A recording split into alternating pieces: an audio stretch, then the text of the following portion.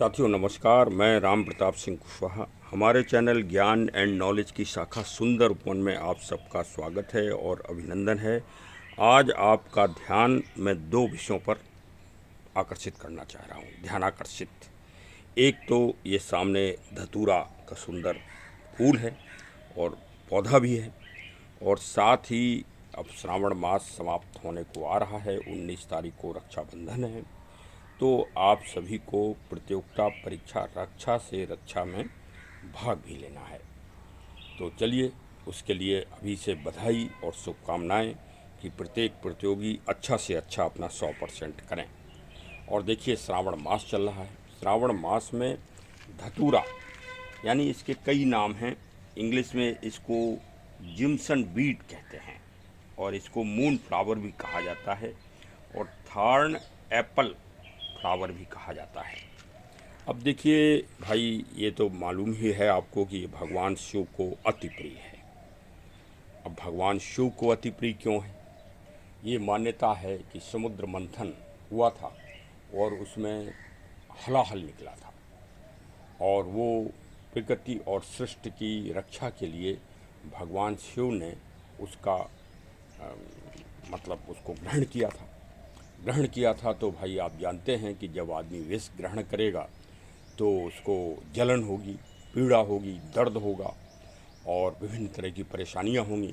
क्योंकि मैं तो पुलिस विभाग में रहा हूं और मैंने कई ऐसे बच्चों को और महानुभावों को देखा है जिन्होंने अनायास ही जहर का सेवन कर लिया, पॉइजन खा लिया मतलब, और मैंने उनको अस्पताल भी पहुंचाया है। मैंने उनकी दुख दर्द को भी देखा है कि वास्तव में बहुत ज़बरदस्त पीड़ा होती है जब कोई भी व्यक्ति जहर और पॉइजन आदि का सेवन करता है। ये मैंने प्रैक्टिकल देखा है। तो भाई प्रैक्टिकल भी पे चर्चा हो जाए तो ज़्यादा अच्छा है। तो भगवान शिव ने अगर सृष्टि और मानवता व लोक कल्याण के लिए कि अगर उस जहर की एक बूंद समुद्र के पानी में गिर जाती तो उसका वाष्पीकरण होता तो फिर वो जो है जल के माध्यम से इस पृथ्वी पर वो जल गिरता। तो जल वो जहाँ जहाँ गिरता वहाँ वहाँ यूरिक एसिड के रूप में, जैसे आज बादलों से यूरिक एसिड गिरता है, क्योंकि अब बादलों समुद्र के पानी में जहर ही तो हम लोग रात दिन मिला रहे हैं। भाई तेल निकाल रहे हैं, कहीं कुछ और निकाल रहे हैं, कहीं कोई महाशक्ति अणुबम और दुनिया भर के बमों का जो है प्रयोग और परीक्षण भी समुद्र की तल में ही तो करता है भाई। और बचा खुचा ज़मीन में करते हैं हम लोग तो रात दिन इस भूमि को, पावन भूमि को जहरीला बना ही रहे हैं, जहरी तो डाल रहे हैं। आज कितनी लैब चल रही हैं जगह जगह, एक नगर में ये जो टेस्टिंग कराते हैं हम लोग, किसकी अपने कोरोना में अभी टेस्टिंग कराई दुनिया भर की, तो वो एसिड से ही तो टेस्टिंग होती है। और वो एसिड जा कहाँ रहा है? कभी आपने ये देखा है कि एसी का जो पानी होता है वो एक गमले में, हरे भरे पौधे जिसमें लगा हो गमले में, उस दिन आप उस गमले में 10 दिन वो एसी का पानी डाल दीजिए, फिर देखिए कि आपका पौधा हरा भरा होता है कि सूख जाता है। आपका पौधा मैंने परीक्षण करके देखा है कि वो सूख जाएगा और उस गमले की मिट्टी मरुस्थल बन जाएगी, मतलब एक तरह से मृत मिट्टी हो जाएगी एसी के पानी से। ये मैं आपको बता रहा हूँ। तो कहने का मतलब यह है कि भगवान शिव ने समुद्र मंथन में हलाहल पिया हो या ना पिया हो, कोई देखने नहीं गया है। जितनी भी पुरातन धार्मिक आस्थाएं हैं उनको कोई आदमी चैलेंज नहीं कर पाया, किसी भी विचारधारा में कोई नहीं कर पाता है, क्योंकि कुछ विचारधाराएं अलग ही होती हैं, वो अलौकिक होती हैं।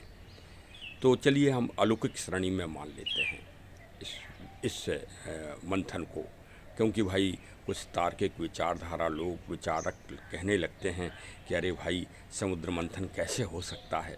तो चलिए वो तो अलग बात है। हम आज के आधुनिक जो वो है वैज्ञानिक संरचना, उसमें हम ये देख रहे हैं कि आप समुद्र को कितना गंदा कर रहे हो, समुद्र में कौन कौन से विष डाल रहे हो, कौन कौन से आप हाइड्रोजन और अणुबम का परीक्षण कर रहे हो, इस मिट्टी की उर्वरक शक्ति को आप कैसे कीटनाशक और केमिकल्स डाल के आप दूषित कर रहे हैं, उसको शुद्ध करने के लिए प्राकृतिक उपायों में आपके पास क्या है ज़मीन को शुद्ध करने के लिए। पूरी पूरी वैज्ञानिकता की बात करिए, देखिए हमसे। हाँ, हमारा चैनल वैज्ञानिकता को महत्व देता है। हाँ, साथ में पौराणिक बातों का महत्व तो रखता ही है, लेकिन साथ में उसका वैज्ञानिक काट भी वो ढूंढता है। तो देखिए, भगवान शिव ने हलाहल पिया हो या ना पिया हो, लेकिन ये ज़मीन और ये समुद्र तो आपके द्वारा प्रेषित, मानव के द्वारा प्रेषित हलाहल तो रोज़ पी ही रहा है, रोज़ पॉइजन पी ही रही है ये मिट्टी, और इसकी उर्वरक शक्ति समाप्त होती जा रही है। अब कोई वैज्ञानिक हमसे ये कह सकता है कि आप ये झूठे आरोप लगा रहे हो और मिथ्या और भ्रम फैला रहे हो, तो मैं उनको ध्यान आकर्षण करना चाह रहा हूँ विश्व पटल पर। विश्व पटल पर देखिए, सबसे मीठे पानी की झील थी उज्बेकिस्तान और कजाकिस्तान के बीच, अरल सागर। आप देख लो, गूगल करके देख लो। अरल सागर और अरुल सागर के आसपास 100 मिलियन हेक्टेयर ज़मीन मरुस्थल हो गई। मैं उस तथाकथित फिल्म के डायरेक्टर और उस हीरो, नाम तो मैं नहीं लूँगा, मैं आज पूछना चाह रहा हूँ कि क्या उन सब कतिपय आधुनिक शैली के विचारकों ने क्या 1 फीट ज़मीन को उर्वरक बनाया है? यह दुनिया में किसी वैज्ञानिक ने बनाया हो?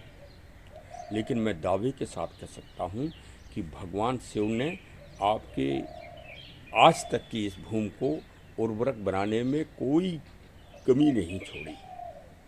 चाहे बेल का पत्ता हो, बेल, और चाहे ये धतूरा हो, और चाहे जो है समी का वो हो, जो भी चीज़ें भगवान शिव को अर्पित की जाती हैं, उन सब का प्रभाव इस मिट्टी के जहर को ख़त्म करना है।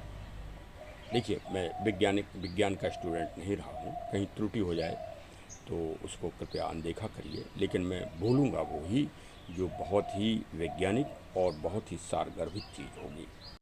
तो वो जो ज़मीन की उर्वरक शक्ति को बढ़ाने और जो पॉइजन और जो जहर और जो विष आपने ज़मीन में दिया है, उसको वही तत्व दूर करते हैं जो भगवान शिव के लिए, शिव में अर्पित होते हैं। ये पुष्प है, ये देखिए गुलाब का फूल वो है, और ये सब ये है, ये शतावर की बेल है, ये शतावर है, ये बेला का फूल खिल रहा है। देखिए, यहीं काफ़ी कुछ चीज़ें लगी हैं, ये नीम का पौधा है। देखिए, इतनी सारी चीज़ें आपको मैंने दिखा दी।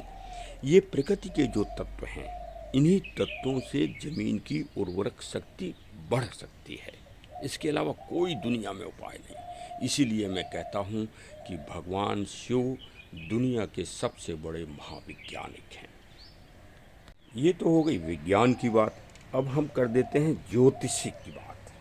देखिए, कोई ये कहे कि ग्रह नक्षत्र नहीं है तो ये भी बेवकूफ़ी है, क्योंकि ऐसा है ना कि आज तो डायग्नोज हो रही है प्रत्येक चीज़। अगर हम ये कह दें कि धतूरा ये दर्द निवारक है, ये गठिया, हार्ट और उन सब की दवाओं का वो रखता है, मतलब इसमें तत्व पाए जाते हैं। इसमें जैसे एंटी स्पामोडिक और ट्रोपिन एल्कलाइड तत्व पाए जाते हैं। ये तो हमने इंग्लिश के नाम ले दिए, लेकिन हमारे जो पुराने शास्त्र हैं, जिसमें वेद भी हैं, भाई वेद तो कई दवाओं के लिए ही अर्पित हैं, और जैसे चरक संहिता है, धन्वंतरी संहिता है, तो इनमें जो इनके तत्व बताए गए हैं, रासायनिक केमिकल्स, उनमें और आज के जो परीक्षण हुए हैं लेबोरेटरी में, बड़ी बड़ी लेबोरेटरी बन गई हैं, अंग्रेज़ों के द्वारा बनाई गई हैं, तो उनमें किसी भी तरह का कोई परिवर्तन आज तक कोई भी वैज्ञानिक नहीं ढूंढ पाया। जैसे ये दर्द निवारक है, अब भाई दर्द निवारक है, ये गठिया के लिए, मैं गठिया में अगर आप इसके पत्ते को लेप करके लगा लें तो आपको आराम मिलेगा। अच्छा, अब ज्योतिषी की बात कर लें थोड़ा भाई। देखिए, राहु एक ग्रह होता है। राहु आप सभी लोग जानते हैं, पंडित जी बताते हैं, आचार्य जी, कि अब राहु आपके ऊपर लग गया तो भगवान शिव को ये अर्पित करने से आपके राहु का जो कष्ट होता है वो कम होता है। राहु मन का कारक है, तो मन को आपको आंदोलित कर देता है और मन को विचलित कर देता है। उस मन की शांति के लिए आप भगवान शिव को ये चढ़ाइए। तो चलिए आज कहिए तो मैं इसको तोड़ लूँ अभी आपके सामने, इसलिए तोड़ना मैं समझ रहा हूँ कि जो इसकी ये डंडी है ये आप जो है अपनी तरफ रखेंगे और फूल को भगवान की तरफ अर्पित करेंगे। ये एक विधान है। हाँ, भगवान शिव की महिमा और उनका महान विज्ञान, वो भी कृषि विज्ञान, जलवायु विज्ञान, प्रकृति विज्ञान, पर्यावरण संबंधी विज्ञान को आज पूरी दुनिया को समझने की आवश्यकता है, जन जन को। इसको किसी भी धार्मिक आस्था या एक संकीर्ण विचारधारा में बांटने की आवश्यकता नहीं है। ये तो दुनिया के सर्वहारा और लोकहित और मानवता से ओतप्रोत ये पद्धति है जो आदि और अनादि काल से सनातन और भारतीय लोग करते ही आ रहे हैं, और श्रावण मास उसके लिए सबसे उत्तम मास है। तो चलिए पहले आज रुद्राभिषेक कर लिया जाए और भगवान शिव को वो चीज़ें अर्पित की जाएं जिससे ये ज़मीन और जल दोनों सुंदर और ये वातावरण, एनवायरनमेंट और प्रदूषण रहित ये पृथ्वी बने। अब उस कतिपय फिल्म में भगवान शिव के ऊपर दूध अर्पित करने के लिए एक उपहास और एक तरह से खिल्ली उड़ाई गई है, जिसे कहा जाए। मैं उस हीरो और उस डायरेक्टर तथा कथित से पूछना चाह रहा हूँ कि दुनिया ने आज तक कोई भी ऐसी चीज़ या ऐसा पदार्थ बनाया हो दूध और दही के अलावा जिससे मिट्टी की उर्वरक शक्ति और गुणवत्ता में विकास हो रहा हो? कोई केमिकल्स, कोई रसायन। हाँ, उस हीरो से कहिए कि अगर वो केमिकल्स और उसकी मिट्टी इसमें पैदा हुई, केमिकल्स और जो पेस्टिसाइड्स हैं उससे पैदा हुआ गेहूँ या चावल या दालें का उपयोग वो कर ले, और अगर वो कैंसर से बच जाए, कैंसर या अस्थमा ऐसी महामारी से अगर वो बच जाए, तो मैं भगवान शिव की पूजा करना ही बंद कर दूं। मैं एक बूंद दूध नहीं चढ़ा सकता हूं, आप ये नोट कर लो। वो आ जाए मेरे सामने और वार्ता करे। और ये सच तो ये है कि ये जो दूध और जो ये वनस्पतियां हम भगवान शिव को चढ़ाते हैं, ये वास्तव में गरीबों के लिए चढ़ाते हैं। गरीबों को अन्न प्राप्त हो अधिक से अधिक, और वो भी शुद्ध अन्न प्राप्त हो, जिससे स्वास्थ्य, क्योंकि स्वास्थ्य से बढ़कर इस दुनिया में कोई चीज़ नहीं है, उसको ध्यान में रखते हुए हम ये जैविक और ऑर्गेनिक व्यवस्था आदिकाल और अनादिकाल से भगवान शिव को अर्पित करते चले आ रहे हैं। ये महाकृषि विज्ञान है, महाकृषि विज्ञान, जिसकी कोई काट पूरी दुनिया के वैज्ञानिकों के सामने नहीं है। मैं तो उसको चैलेंज कर रहा हूँ ना, और मैं साथ में सुप्रीम कोर्ट को भी चैलेंज कर रहा हूँ, क्योंकि ये मामला सुप्रीम कोर्ट में भी गया और सुप्रीम कोर्ट ने भी इसमें कोई निर्णय नहीं दिया। हाँ, कि वास्तव में भगवान शिव के ऊपर एक एक जो वस्तुएं चढ़ाई जाती हैं, जो पदार्थ चढ़ाए जाते हैं, जो दूध अर्पित किया जाता है, वो इस मानव जगत के लिए है, वो इस लोक जगत के लिए है, वो इस पृथ्वी को सुंदर बनाने के लिए है। वो पृथ्वी को सुंदर बनाने का एक जैविक और ऑर्गेनिक और देसी व्यवस्था है, पद्धति है। पूजा का फल हमें इस जन्म में मिलेगा, कब मिलेगा, वो तो हम नहीं बता सकते, कोई नहीं बता सकता, किसी भी विचारधारा में जो आदमी पूजा करता है सुबह से लेकर शाम तक।